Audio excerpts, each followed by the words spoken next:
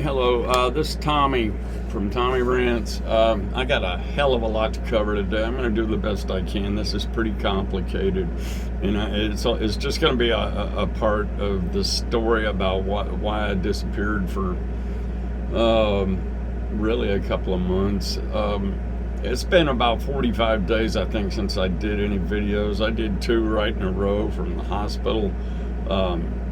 And that's kind of when everything started, and that had something to do with why I've been off YouTube for a while, because it was, I developed an infection, an internal one, as a result of a fairly common procedure they did. And, that's a whole story in itself. I'm not going to go into that today. But there was an overriding problem that began a couple of days before I went and had that procedure done. So I have sleep apnea. I bet I would think probably a good number of my subscribers do, because of the age group that watches my channel, generally speaking, 60 plus. But I developed sleep apnea when I was about I probably had it since I was 20, but yeah, it became known to me when I was in my mid 30s. And back then in the 90s, in the early 90s, you had to actually go to a sleep lab overnight. I think they still do that in some cases, but I know many people that who have sleep apnea. The pulmonologist monitor. They give you a monitor to wear over a weekend or whatever, and they monitor your sleep and breathing and heart rate and stuff like that. When I did it, I had to go to an actual sleep lab in Dallas. It was a pretty famous place. I think it was called the George Schools Sleep Laboratory, something like that. They had their own building and everything at Baylor, Dallas. And so I slept there that night, and there's one tech that kind of operates the technology and stuff. And I spoke to him the next morning because I was really anxious to know. I knew I would get a report later from the doctor. But I'm a notorious snorer, always have been. Loud, hard, and regular snoring.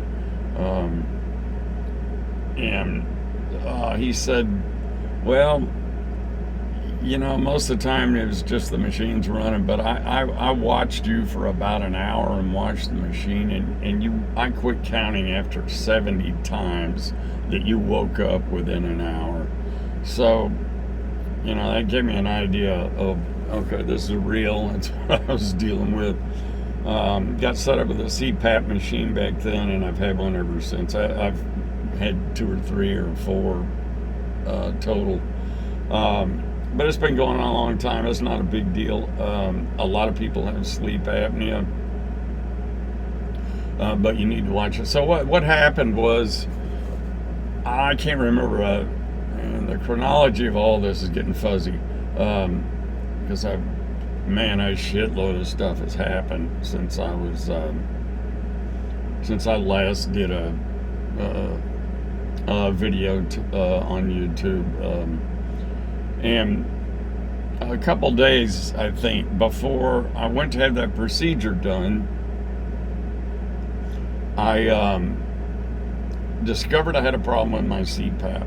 I've always been one that if I get uncomfortable with it in the middle of the night, I'll kick it off there with my hand. And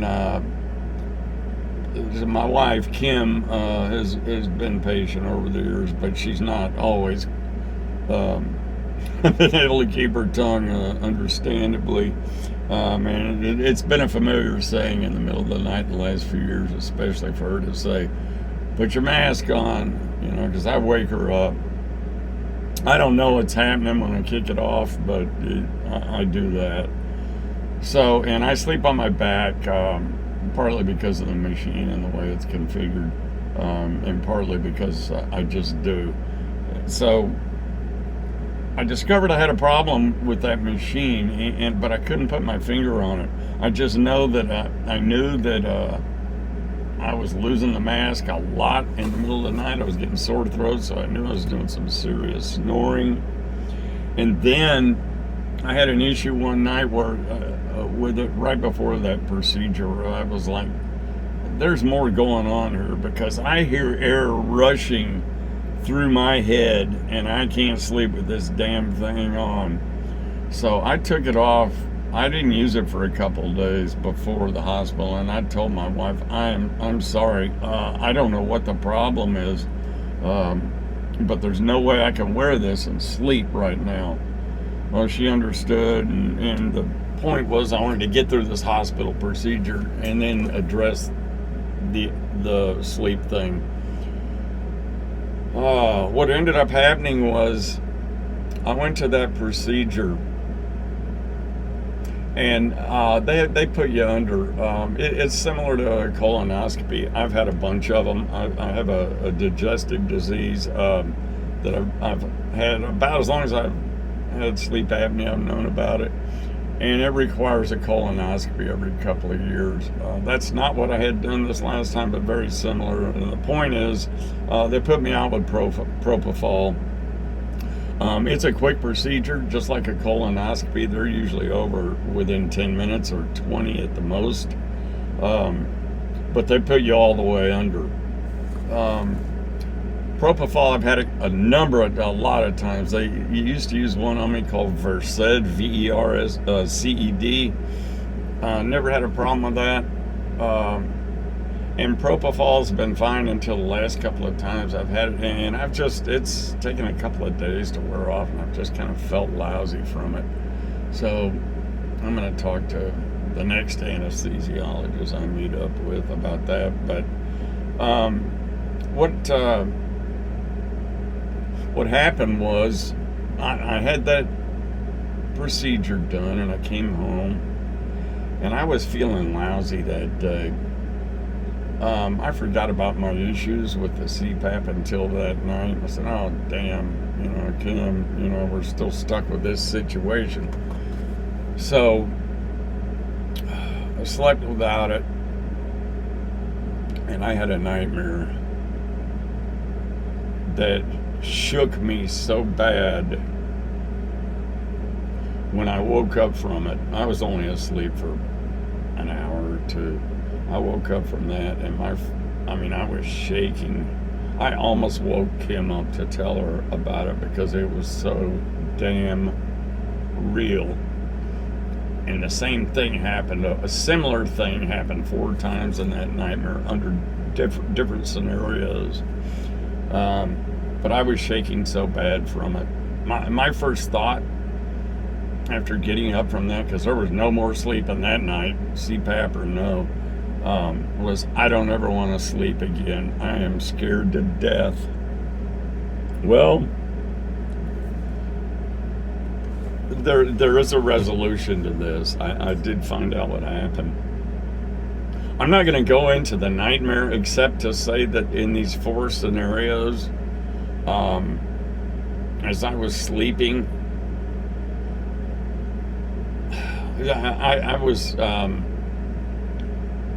I was in my truck, is how the nightmare started up in North Texas somewhere, and the dream nightmare started with me running into this group of people that reminded me of some of the outcasts on The Walking Dead. Some of Negan's group, Negan, if you ever watched that series. Bad people, rough people, people that mean to do you harm. And I'd run into a group of them. And every time I did, I would be compromised somehow. First, I lost my glasses. Well, first I became disconnected from my truck. I didn't know where the hell it was, and I couldn't find it. And I lost my glasses, and I was running, or trying to run, but I couldn't run. And then I would come to a building, and I would peek in, or somebody would be outside, and they would act like, "Oh, hey, I know what your problem is. I can help you." and I'd be relieved for a second, but they were all the kind of people that would give you that real sly look that just made you know that they weren't going to help. They were going to draw you into something you didn't want to be involved in. So in those 4 scenarios, each time I found, excuse me, I found relief. I don't know why in the dream, but it was just like, oh yeah, man, I'm glad that's over with. And then it would go right into the next scenario. There were people I knew in this dream, people I worked with, friends I've had, people out of the past. And every one of them turned me down to help me because I was desperate. Ended up losing my shirt. I think at the end, all I had on was a pair of shorts, and I don't even know. And so people were like making fun of me. It was almost like having a mob around you, pushing you around. This must be what night terrors are like. I've never been one to have nightmares, and certainly not the kind that scare the hell out of me. So, and then a third scenario happened, and the fourth one, and I remember the fourth one particularly well, and it was the worst. I won't go into detail because it was a dream. It wasn't real. But that's when I woke up gasping for air, shaking, scared to death. Well, I stayed up all night, and after a couple of hours, I don't remember how I put this together, but I realized what was happening, and that it was since I wasn't using my CPAP, I was having, and the propofol complicated this. I've had this before anyway, where I'll wake up gasping for air if I've rejected that mask in the middle of the night, just kicked it off. But I think I got close to not ever breathing again several times during that nightmare because, it was just, I was shattered by it. And I finally put it together. Hey, there is a reasonable explanation. This was a huge relief to me for this nightmare I've had.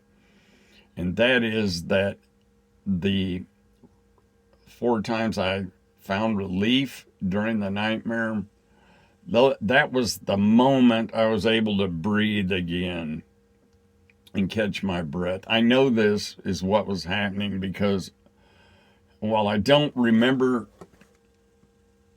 waking and breathing the first 3 times, I do remember the sense of relief, and then it would be over soon because I'd move on to the next nightmarish thing.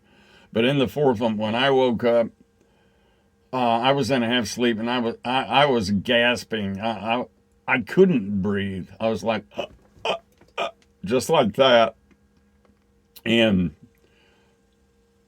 But when I woke up, with the shaking and all I could think about was that nightmare. So I didn't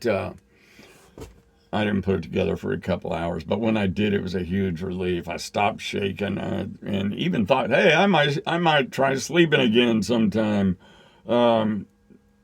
which is another story. But the reason, oh man, I couldn't believe how closely connected that nightmare saved me. I don't know in reality how close I came to death that night, but it seemed really close, especially that last time. Every time I got into full panic mode in the nightmare, that was me trying to breathe. I was laying flat on my back, by the way. That was the other problem. So, it wasn't a problem in the hospital, and I didn't use my CPAP. But it wasn't a problem in there because, they have those great beds, and I had it angled up the whole time I was in there. I slept very little, but that's always been true of me in the several hospital trips I've had where I've been in for a few days. So after that, I got back to, I felt better again because I had an explanation. Unfortunately, that was between the procedure and when I went in the hospital, when I had to go back to the hospital and stay a few days. I got through that, and I'm not going to talk about that today anymore. When I got home, I finally figured out with the CPAP, I think I know what my problem is. I think I have a perforated eardrum. I think my left eardrum is perforated. I'm almost positive. Back in November, I got hearing aids for the first time. I did them through Costco, and they are great. I love them.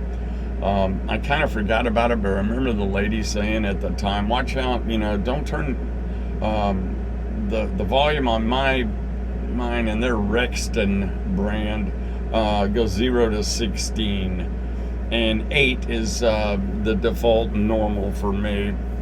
I learned early on, it took me a few days, but I learned how to use them, and occasionally I'd turn them up to, like if I was getting ready to go into a doctor visit or whatever. If I knew I was going to need to hear important things, I'd turn it up to 10 or even 12. But at some point, I popped my left eardrum. I'm almost positive. I haven't been to a doctor about that yet because so much shit has happened.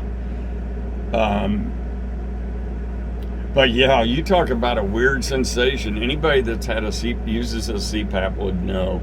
The CPAP forces air into you, forces you to breathe, so that your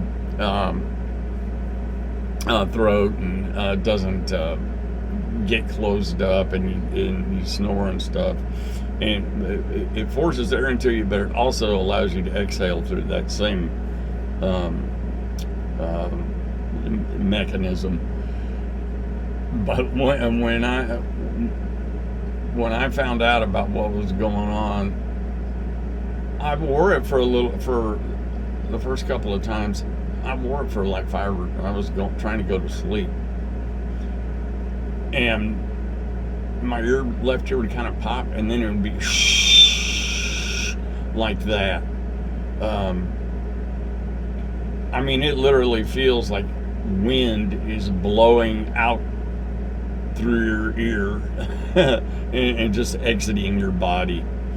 It's a really strange sensation, absolutely impossible to sleep with. So the solution for me has been to kind of sit up, because I don't snore when my head's elevated above my body. So in the hospital that was easy because of the bed, but when I came back home I had to rearrange pillows and put them behind me, at an angle kind of like that. And luckily I don't have to sleep sitting up. It's more about tilting my head up. And I know I haven't been snoring heavily or anything because I haven't had a sore throat or a nightmare. Unfortunately, I also haven't been sleeping worth a damn. It got so bad. I'm still having a little trouble, but if I can pick up 3 or 4 hours a night right now, that's a good night.